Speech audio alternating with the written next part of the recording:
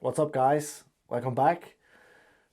It is not Thursday today, I realize that, but I have had some small changes to my life lately. I got fired from my work, and it's kind of funny because I'm actually happy that they fired me. I had reached a point where I really hated having to get up in the morning and drive into the factory where I work. Over the last years, by doing this with you guys, tying the flies and sharing the photos on my Instagram, I have kind of developed a passion for video and photography as a side thing. So I kind of want to build a business around this passion. So that's one of the reasons why I'm happy that they fired me, because this means I can focus 100% on the things I love and the things that make me happy, and I don't want to waste my time in a place where I'm not happy. So I hope you can follow me a bit on that.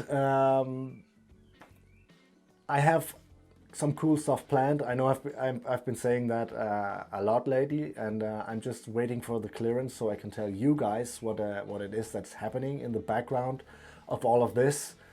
And well, until I get the clearance, why don't we just do what we usually do, tie up some flies. And today I want to tie this, I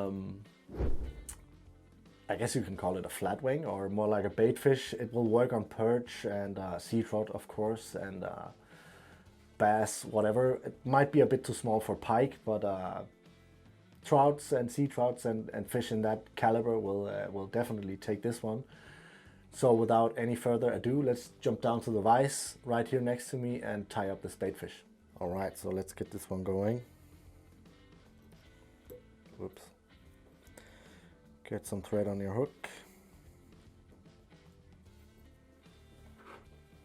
This is a stinger hook, the light stinger from Ahrex, the NS122, but you can use whatever kind of hook you want. Get the thread back to the hook point there. Grab some craft fur. This is a color tan, I believe, but this is one of those flies where you can just tie it in any color you want, so feel free to go crazy with it. Measure out the length you want and tie in that bunch on top of the hook, just like that.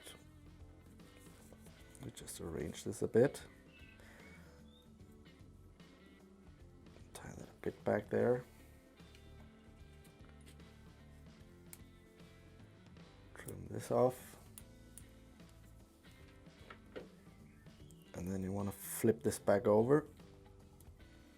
Whoops. To be a bit tighter here.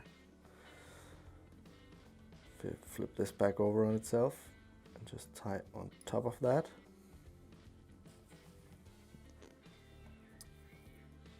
Check the position. Now what this will do is it will not only make the fly stronger, but it will also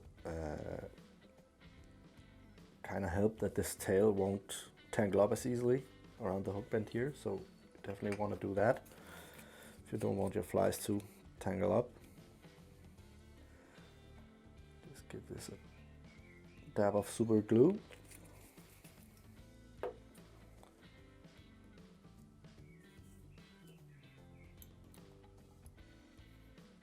Here we go. Then I want some flash in there, just a few strands.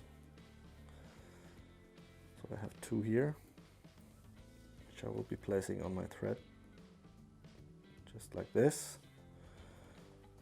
And then pull them in on the side here. So two on the side towards me, and then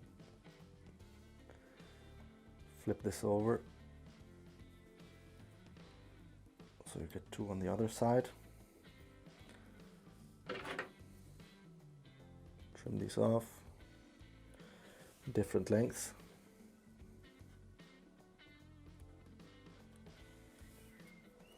like that.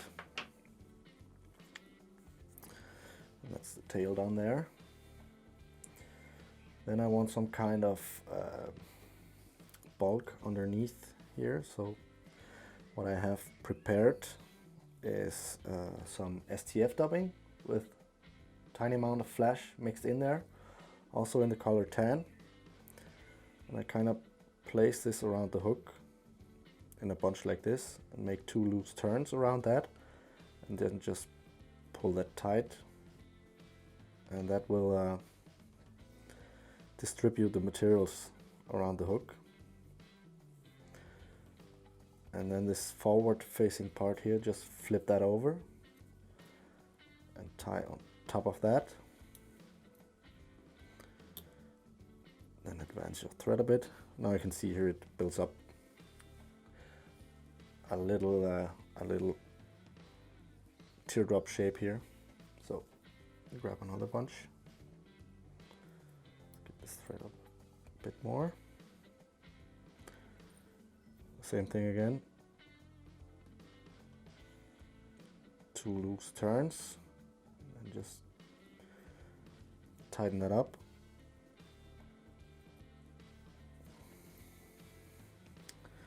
Might even have to help it a bit here. Turn this around, top of that, and advance your thread.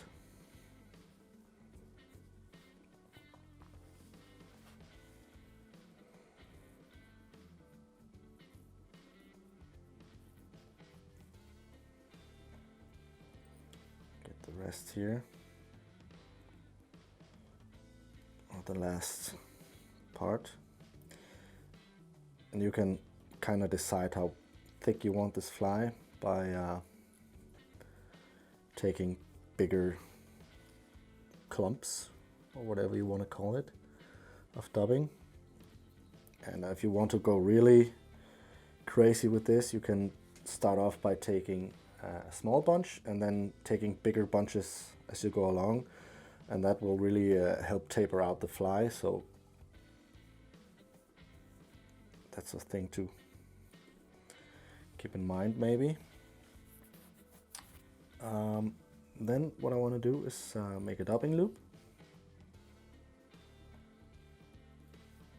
Secure that. Tie it back here, and then advance your thread all the way up to the hook eye. Get in that spinner, dubbing twister. Let me just show mine here. I have this one from CNF Design, which is this turbo kind of thing. It has a ball bearing inside, and it is well, it's the best dubbing twister I've ever had. So like I mentioned in the start, maybe check out the links down in the description. So place your craft fur in the dubbing loop here so that it is just a tiny bit shorter than the tail. So let me just measure that out here. So around here. Get that in there. Distribute that a bit.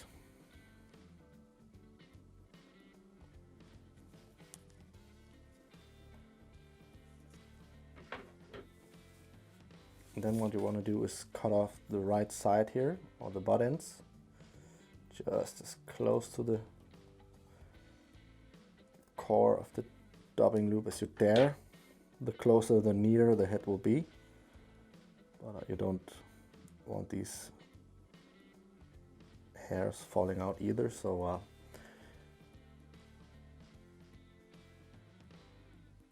I think round here is good enough. So spin that up.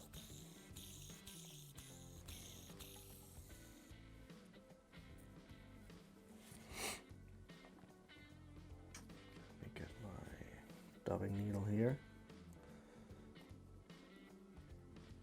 Get these out.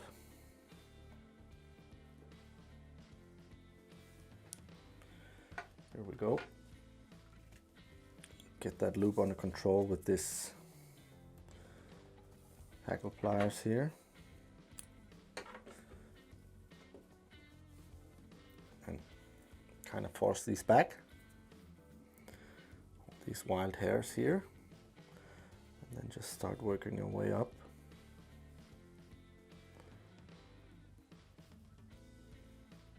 Towards the eye of the hook.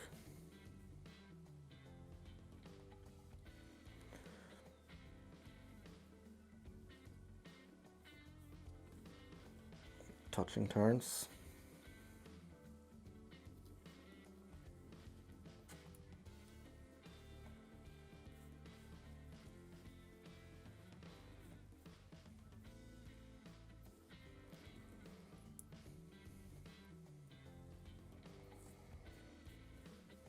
Kind of help the fibers if they tangle along the way. It's easier to do it now than afterwards.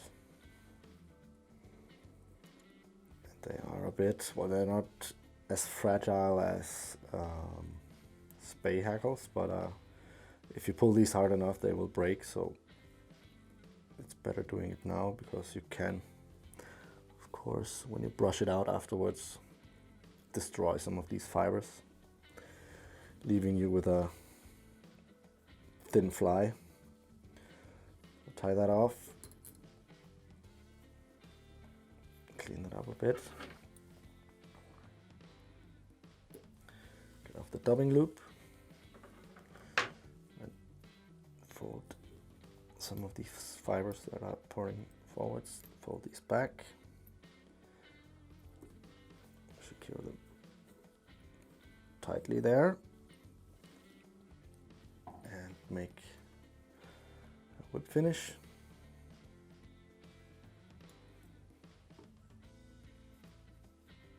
Let's just make 2 for good measure.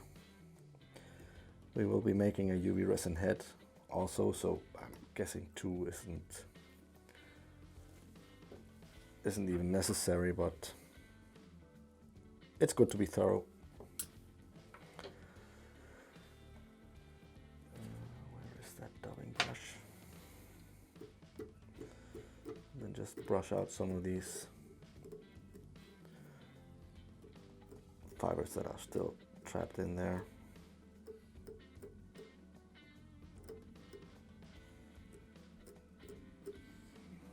There we go.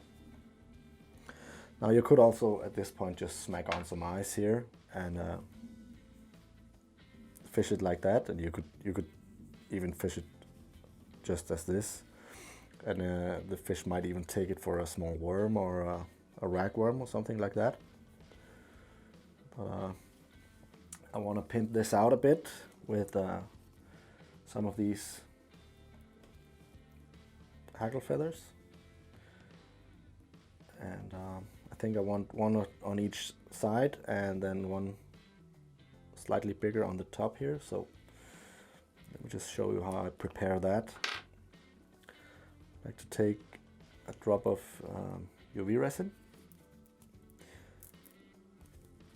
Sometimes I like to do it on my finger as well. And if there's something on my bottle here, that's what you just saw, I'll just clean off the tip in that same step. There's something down here. Just get a bit on the materials here. Work it in a bit. Now what you can do by this technique is predetermine the head shape. Now you can see it's really slim, but if you grab the fibers like this and pull them back really tight, you can make it even slimmer, or you can push them forwards like this and make a bigger head like that. That's what I want. And then just harden up that thin layer.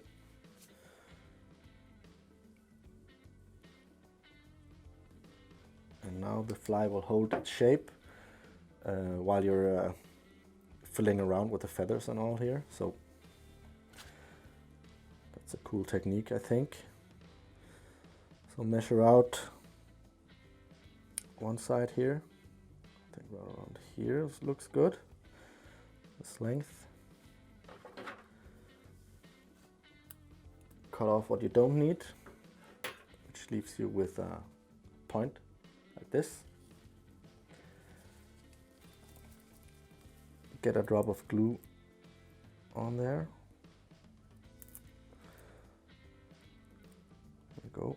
It's a bit much. Let me start off by putting on this side. This is just a really great technique as well, I think, because I don't want these feathers turning on me when I'm tying them in. This way you can just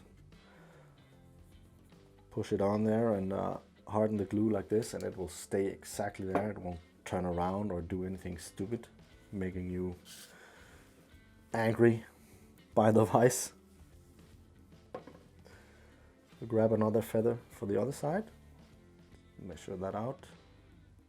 Right here looks good. Cut off what you don't need.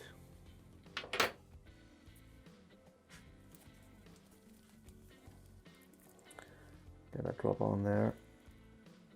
There we go.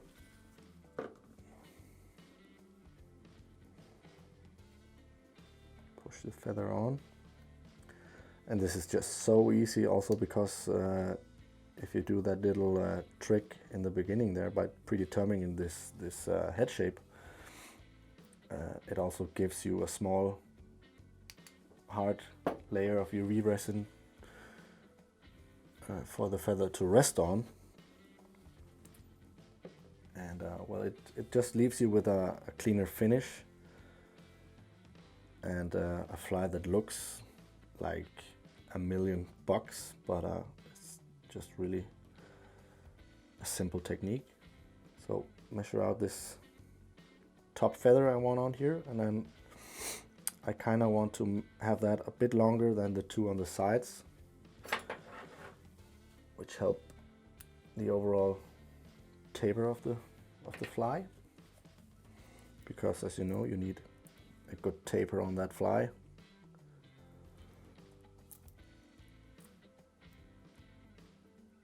Get a drop on there.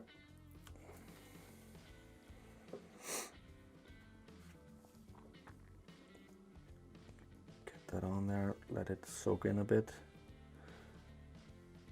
And something you also can do if the feather is a bit fluffed out underneath or in the back here is you can place the feather up a bit higher than you want it, and then just, let me see if I can demonstrate that here. So I'm placing the feather up a bit higher, and then I'm pushing it forward like this, and that will push these fibers back, making them narrower. So put it on there a bit too high and then push it down. Cure that up.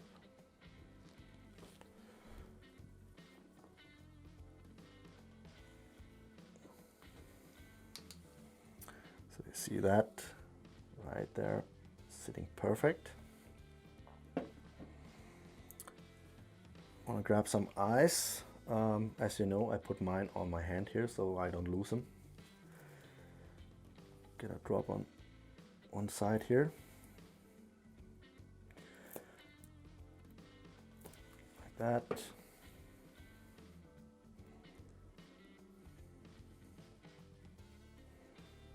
Push an eye on. Cure that.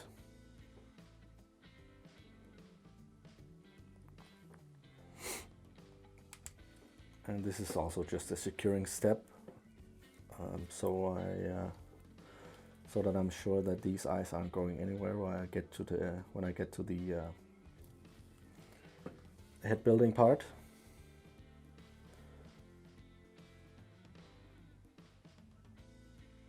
Get that on. Cure that up.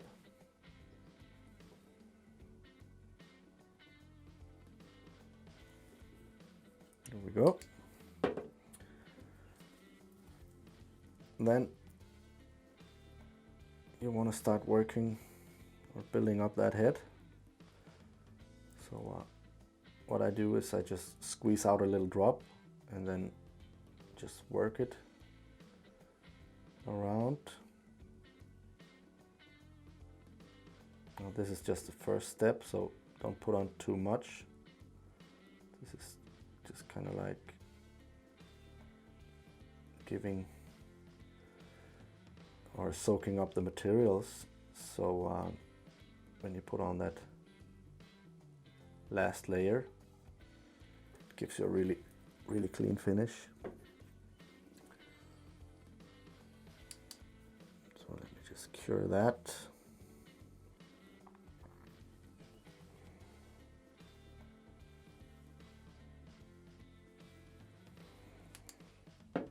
Right, so I have a few fibers sticking out here and there, and now is the time to cut those off.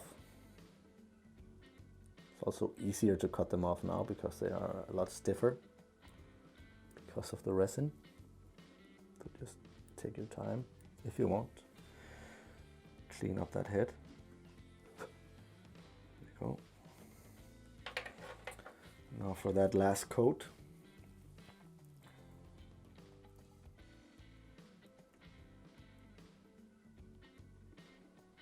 I guess that's really the trick in building up nice looking heads on these kind of flies. So you want to do it in steps, and you can't really tell afterwards, so why not take the extra time and make it nice and neat. At least that's what I think. Go. And of course you always want to keep the fly moving, which makes it even more even. And when you're happy, just zap that with the lamp.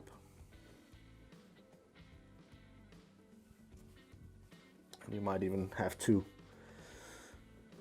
light it a bit longer because there are 3 layers on this one right now.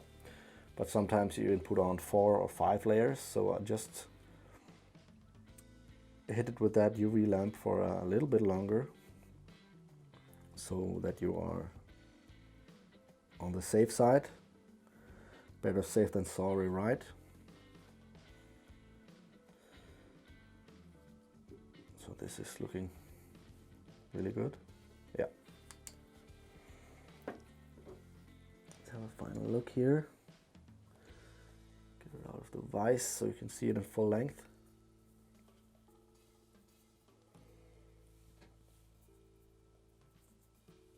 Just like that, and with these hackle feathers in here, it really adds a lot of movement to it. Yeah, so this is a deadly little baitfish. Okay, so that was it, guys. Really cool fishy pattern.